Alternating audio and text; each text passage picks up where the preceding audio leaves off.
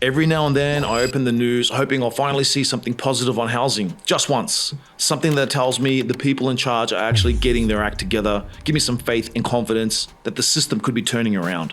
And every time it's the same feeling: disappointment, frustration, and honestly a lot of anger. Think about what the government really did last year.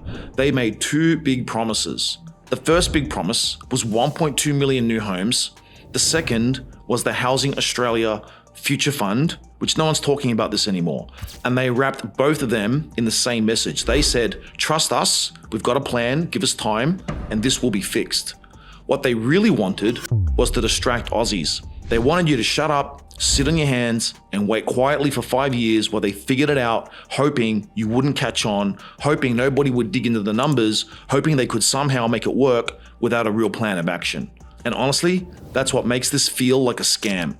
Because now the data is out, the numbers are transparent, and when you look at them, it's really insane. I actually caught myself asking this question this morning, and it's an uncomfortable one. Did the government ever intend to deliver these promises at all? Or was this just a decoy to buy time, to stop Aussies from revolting, and to get through the political cycle? Stay with me, because today I'm going to walk you through how both promises are crashing to the ground and what that tells us about whether we're ever getting out of this housing crisis. A quick one before we get into it: if you want regular breakdowns on property and the economy so you can stay ahead of what's actually happening, hit subscribe and hit the bell. All right, let's get into it. Now let's start with the big one, the one every Aussie knows about. The government promised 1.2 million homes by mid-2029. Now on the surface, it sounded bold, and honestly, most of us agree to the number. We all know we need a massive lift in supply to even have a chance of easing the housing crisis. But at the time, no one asked the most basic question loudly enough. And that question was, how exactly are you going to make it happen? What is the actual plan? And what are the concrete steps? Because less than 12 months after locking this target in, the story has already changed. Treasury itself has admitted the target will not be met. We've seen inquiries and audits ripping into the assumptions behind these targets, and they keep landing on the same point. The system isn't built to deliver it, and the structural problems are still sitting right there, untouched, unfixed.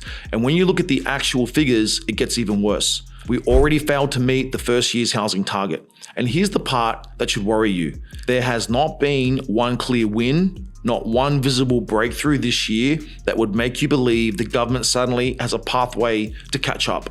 So if you're watching this thinking, okay, Scott, maybe they're a bit behind, but they'll make it up, then you are going to hate what came out next. Because this morning, a new update came out that should make every single Aussie stop and stare. The government's housing target is now expected to cost almost $4 billion more than what the Treasury forecasted less than a year ago. And that is not a small adjustment. That is not a rounding area. This is a sign the plan is drifting fast. Treasury's updated estimate has Housing Australia's costs hitting $15.2 billion over the next 4 years, up from $11.4 billion in the previous estimate. And the Treasury's explanation is basically that spending has been reprofiled to align with the delivery model. And let's translate that into plain English. The plan is not delivering the way it was sold, so the money is being reshuffled and the price tag is climbing. And now you've got Australia's top housing developers openly saying what a lot of people have been thinking. Is this target unrealistic? Because costs are still elevated, productivity is weak, the construction capacity is the major constraint. The government needs to stop treating success like a flashy headline number and start defining success like adults. Success should mean improving affordability, lifting productivity, expanding service land supply, and fixing skilled migration so we can actually fill the jobs. Because right now, the target is a number floating in the sky while the industry is stuck on the ground trying to deal with the labor shortages, approval delays, cost blowouts, and a pipeline that keeps getting jammed up. So that's the update. Costs are blowing out. The people who build homes are warning it's not realistic, and they have already admitted that that target is totally unachievable. And now we're going to get to the part that should make you flip the table. Because every single time a housing plan starts folding, the government rolls out the same line. We need more funding, we need more investment. Okay, fine. But where do you think this money is going to come from? They're not pulling it out of a magic vault. It is taxpayer money. It's your money, it's your pay packet, and it's your cost of living getting squeezed even harder. And here's what drives me insane, and it should drive you insane too. Throwing more money at housing does nothing if you don't fix the real bottlenecks. We need more builders, we need more tradies. There is an acute shortage of trades across Australia, and the worst part is a lot of tradies don't even want to touch residential because it pays less than the big infrastructure projects. If you're a worker and you can pick between residential houses or a major infrastructure project, you go where the pay is better and the pipeline is more stable. Now look at where the government actually needs to build homes if it wants to meet the target. It's not just inner city apartments. A huge chunk has to happen in the outer suburbs and greenfield areas because that's where the land is. That's where the expansion happens. That's where volume comes from. And those areas don't even have the infrastructure to support the housing. I'm talking roads, schools, hospitals, public transport, utilities. And in some places, it's worse than that. Some sites don't even have proper sewage and services ready to go. So projects stall, developments get delayed, contracts get cancelled, and then the government turns around and says, we need more money. But money doesn't fix an industry that doesn't have the workforce. Money doesn't build a house where the capacity is not there, and money does not magically create infrastructure in outer suburbs overnight. Okay, so now let's talk about the HAFF. This was sold as the compassionate solution, the long-term fix for affordable and social housing, because we all know that social housing in this country is falling behind, and as a result, you've got Aussies living paycheck to paycheck, trapped in stress, trapped in insecurity, and just trying to keep a roof over their heads. So the government came out and said, we're going to fix this.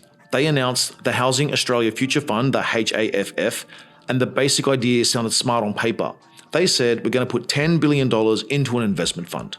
It's basically like a big investment pool, and the returns from that pool are meant to fund the building of affordable and social homes year after year. So instead of spending the whole $10 billion up front, they invest it, generate returns, and use the profits to build housing over time. It was sold as this future-proof pipeline, finally a system that keeps delivering. And for a lot of people, this wasn't just policy, it was actually hope. But here's the reality. After years of headlines, after the PR campaigns, after the big speeches, it has delivered almost nothing. After nearly 2 years, the HAFF has delivered only around 500 homes, and most of those weren't even new builds. The government effectively took credit for homes that already existed. And the kicker? These homes were supposed to cost around $250,000 each in taxpayer support. The real number is now over $750,000 per home, and in some cases, more than $1 million each. So now you've got a scheme that was meant to be the compassionate fix, and instead, it's expensive, slow, and barely moving the needle. So when you zoom out and look at the two big promises, the housing target is drifting and getting more expensive. The HAFF is under-delivering and blowing out on costs. And that brings us to the bigger question. Because when you step back and look at this properly, you start to see the pattern. Big promises, long timelines, shiny headlines, and behind the scenes, not enough delivery. They want Aussies to wait 5 years. They want you to stop asking questions. They want you to trust them and stay quiet while they push the problem down the road. But we are all catching on. The numbers are now clear, the performance is clear, and the bottlenecks are obvious. And at this point, it's hard not to feel like we've sold a story. If the government can't solve the crisis, fine, tell the truth. But don't sell giant promises you can't deliver and then come back asking for more taxpayer money when the core problems remain untouched. Now, before I go, I want you to tell me something in the comments. Do you think the government ever intended to deliver these housing promises? Or do you think it was always about buying time with headlines? Drop it in the comments below. I read the comments. And if you want to stay a property insider, hit subscribe, hit the bell so you never miss one of my daily updates. I'll see you at the next one.